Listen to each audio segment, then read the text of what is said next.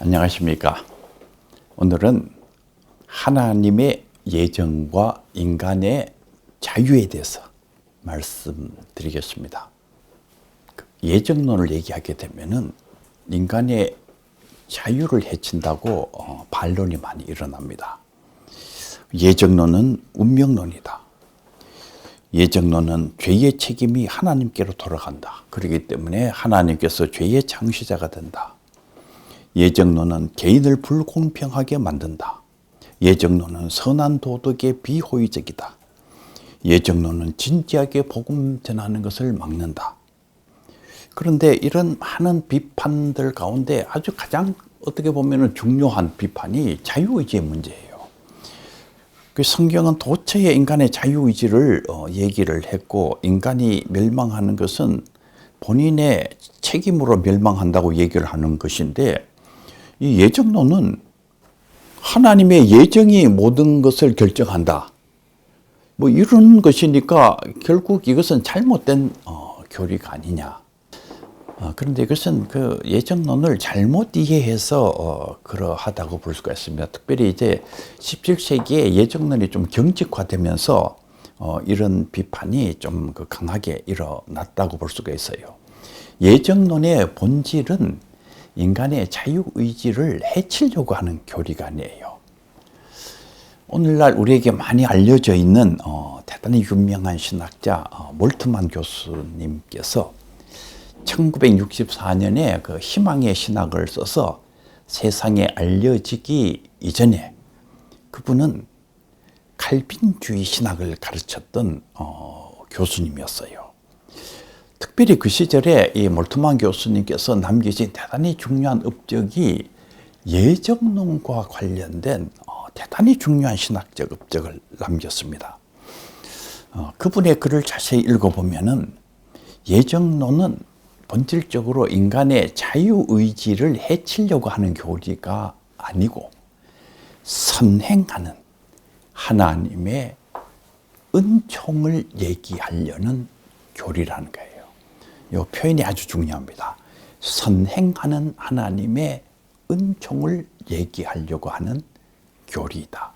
몰트만 교수님의 이 말씀을 쉽게 이해하기 위해 가지고 하나의 예를 들어서 설명을 해드리면은 어떤 아주 초라한 시골에 처녀가 하나 있었다고 우리가 가정을 하십시다. 그런데 참 그 나라에 대단히 그 존경도 받고 학식도 높으시고 용모도 수려하신 왕자님께서 이 시골 마을에 왔다가 이 처녀를 보게 됐어요. 그리고는 이 처녀를 좋아하게 됐습니다. 사랑하게 됐어요. 그래서 이 왕자님은 이 처녀와 결혼해야 되겠다 이렇게 생각을 하시고 왕궁으로 가셔서 임금님에게 말씀을 했습니다. 그 시골에 있는 그 처녀와 결혼하도록 허락해 주십시오. 임금님의 허락을 받았어요. 임금님의 허락을 받은 이 왕자님이 이 초라한 시골로 오십니다. 오셔서 이 처녀를 만났어요. 만나서 얘기를 하는 거예요. 나와 같이 왕궁으로 가십시다. 나와 함께 결혼해서 왕궁에 가서 왕자비가 되세요. 이렇게 이 왕자님이 이 처녀에게 청혼을 했다고 가정을 했을 때에 이 처녀가 어떤 반응을 할 수가 있겠어요? 왕자님께서 그 용모가 수려하시고 학식도 높으신 왕자님께서 오셔서 사랑한다고 말씀하시고 결혼을 하니까 얼마나 기쁩니까? 이게 웬 떡이냐, 웬 행운이냐, 이렇게 생각하고 그 자리에서 예스 할 수도 있지요. 그런데 이 처녀가 지 주제도 모르고 노 할 수도 있는 거예요. 그건 처녀의 자유죠. 왕자님이 사랑한다고 결혼하자고 했는데도 싫습니다. 하기 싫습니다. 또 왕자님이 좀 낯설잖아요. 처음 보니까. 그러니까 딱지를 놓을 수도 있는 거지. 딱지 놓을 수 있는 건 이 처녀의 자유예요. 근데 왕자님이 딱지를 맞았다고 가정을 했을 때에 인간에 대한 이해가 깊으신 이 왕자님은 그렇지. 내가 아직 낯서니까 내게 저런 반응을 하겠지. 이렇게 생각하시고 그 다음부터는 이 처녀의 환심을 사기 위해서 참 노력을 하시는 것입니다. 산에 가가지고 아름다운 꽃들을 많이 꺾어 와가지고 이 처녀에게 갖다 주고 온갖 방식으로 이 처녀의 마음을 사기 위해서 노력을 하는 거예요. 그런 시간이 지나가면서 이 처녀가 어떻게 이 왕자님에게 마음을 안 열 수가 있겠어요. 왕자님을 사랑하게 되는 거예요.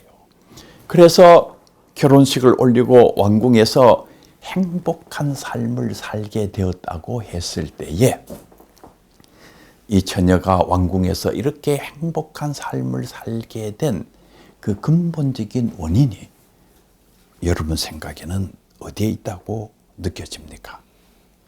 내가 그날 정말 결정을 잘했지. 내가 왕자님한테 딱지도 놓을 수가 있는데 내가 그때 정말 똑똑해가지고 내가 왕자님의 청혼을 예스했기 때문에 그런 것이지. 만약에 이렇게 생각을 하시면은 뭔가 생각이 좀 많이 모자른 사람의 생각이에요. 이 처녀는 생각할수록 왕자님이 고마운 거예요. 나의 나 된 것은 왕자님의 은혜구나.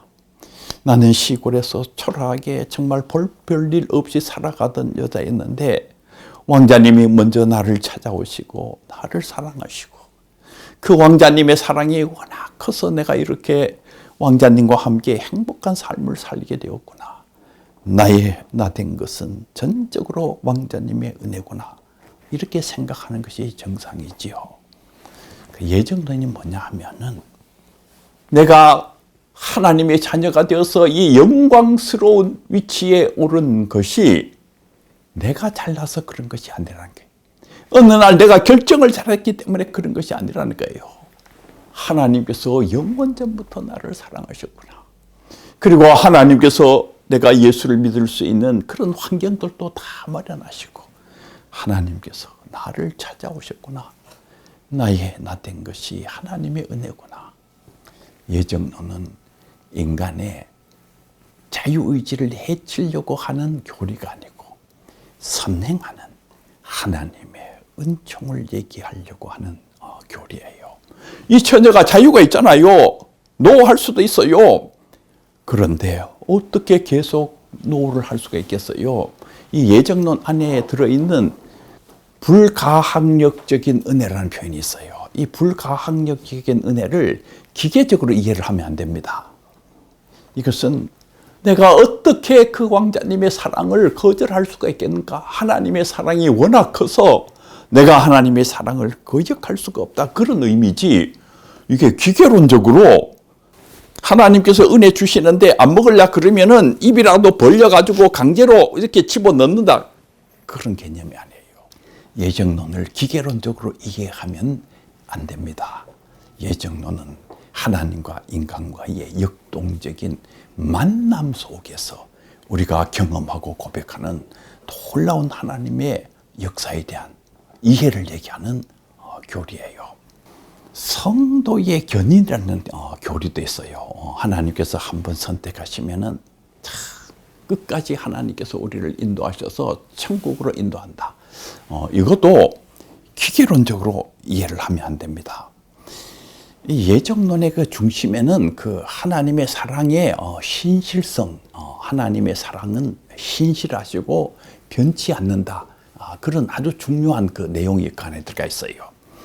이 성도의 견인 교리를 우리가 이해를 하기 위해서도 하나의 예를 들어서 좀 설명하면 이해하기가 쉬운데 어떤 지역에 그 대단히 그 망나니 같은 남편이 있다고 우리가 가정을 하십시다. 그런데 부인은 너무나도 착해가지고 남편을 잘 섬겼어요. 그 이 망나니는 그 나가서 돈도 안 벌어오고 집에서 그냥 소리만 지르고 어떤 날은 상 차려주면 상도 뒤엎어버리고 거기에다가 그냥 부인을 또 의심까지 해가지고 의처증까지가 있고 그러니까 이 부인이 너무 힘들어요. 너무 힘들지만 그럼에도 불구하고 남편을 사랑하고 잘 섬기고 그리고 남편이 돈을 안 벌어오니까 부인이 할 수 없이 나가서 일을 해서 돈을 벌어오고 자식들을 키웠어요. 그 어려운 세월이 지나가면서 자식들이 자랐는데 참 어머니가 훌륭해가지고 그래도 자식들이 훌륭하게 자랐습니다. 세월이 많이 흘러간 어느 날인데 가을철에 이 망나니 남편이 산에 올라갔어요.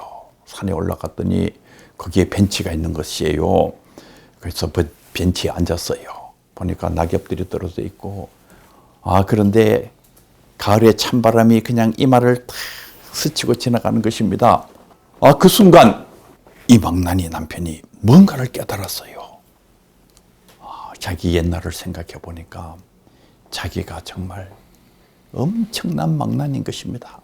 돈도 안 벌어오고 의척증도 있고 소리도 지르고, 그런데 자기 아내를 생각하니까 너무나도 정말 고마운 것이에요. 내가 그런 망나니 남편이었는데도 어떻게 이렇게 나를 사랑해주고 섬기고 자식들을 훌륭하게 키울 수 있는가 생각해 보니까 부인이 너무 고마운 것이에요. 내가 잘못했구나. 이렇게 깨닫게 된 이 남편이 그 산에서 내려와서 자기 부인을 만났어요. 그리고는 자기의 잘못을 얘기했습니다. 당신이 그렇게 훌륭하게 우리 가정을 이끌어줘서 너무나도 고맙소. 감사도 표현을 했어요. 그날부터 이 남편이 달라져가지고 정말 밖에 나가서 일도 하고 돈을 많이 벌어온 것은 아니어도 그래도 열심히 일해서 돈도 벌어오고 또 자식들에게 훌륭한 남편으로 바뀌어졌어요. 이렇게 됐다고 가정을 했을 때에 여러분 생각에 무엇이 이 가정의 이 행복을 만들었다고 생각을 하십니까? 가을철에 그 남편이 산에 갔기 때문에 그런 것이지, 그리고 그 벤치에 앉았기 때문에 그런 것이지, 벤치의 신학, 벤치를 연구해야 된다. 그리고 그 벤치에 앉아 있으니까 찬바람이 이마를 스치고 지나갔으니까 정신이 들어서 그런 것이지, 찬바람의 신학 이렇게 나가면은 이거 정말 한심한 이해입니다. 이 가정에 행복이 오게 된 것은 변치 않는 그 부인의 신실한 사랑 때문에 그런 것이에요. 우리가 천국에 이를 때에 무엇이 내가 이 천국에 이르도록 만들었는가? 여러분이 예수님을 잘 믿어서 그런 줄 아세요? 변치 않는 하나님의 신실한 사랑 때문에 그렇습니다. 나는 끊임없이 엉뚱한 길로 가는 거예요. 엉뚱한 길로 가고 또 엉뚱한 길로 가고 또 엉뚱한 길로 가는데, 그럼에도 불구하고 하나님의 사랑은 변치 아니하셔서 그 신실하신 하나님의 사랑, 그 하나님의 손길이 여러분을 인도하시고 또 여러분을 인도하셔서 천국에 이르도록 여러분들을 인도해 가신다, 그 말이에요. 이 성도의 견인이라는 것의 그 핵심은 기계론적인 이야기를 하는 것이 아니에요. 하나님의 이 신실하신 사랑, 나는 하나님을 떠나도 하나님께서는 나를 버리지 아니하시고 나를 끝까지 사랑하셔서 이렇게 바른 길로 하나님께서 나를 인도하시는구나. 그래서 우리가 천국에 이를 때에 일생을 생각해 보면은 내 삶의 시작부터 마지막까지가 전부 하나님의 은혜구나. 내가 잘나서 이렇게 된 것이 아니라 내 삶의 시작부터 내 마지막 날 구원에 이르는 이 날까지 그 모든 과정이 하나님의 사랑과 하나님의 은혜로 말미암아 이루어졌구나. 나 된 것은 전부 하나님의 은혜로 말미암은 것이구나. 그것을 얘기하려고 하는 교리가 예정의 교리예요. 예정의 교리는 인간의 자유의지를 해치려고 하는 교리가 아니에요. 기계론적으로 예정론을 이해하면 안 됩니다. 예정론은 선행하는 하나님의 사랑과 하나님의 사랑의 신실성을 얘기하려고 하는 교리인 것입니다. 오늘 강의는 여기까지 하도록 하겠습니다. 대단히 감사합니다.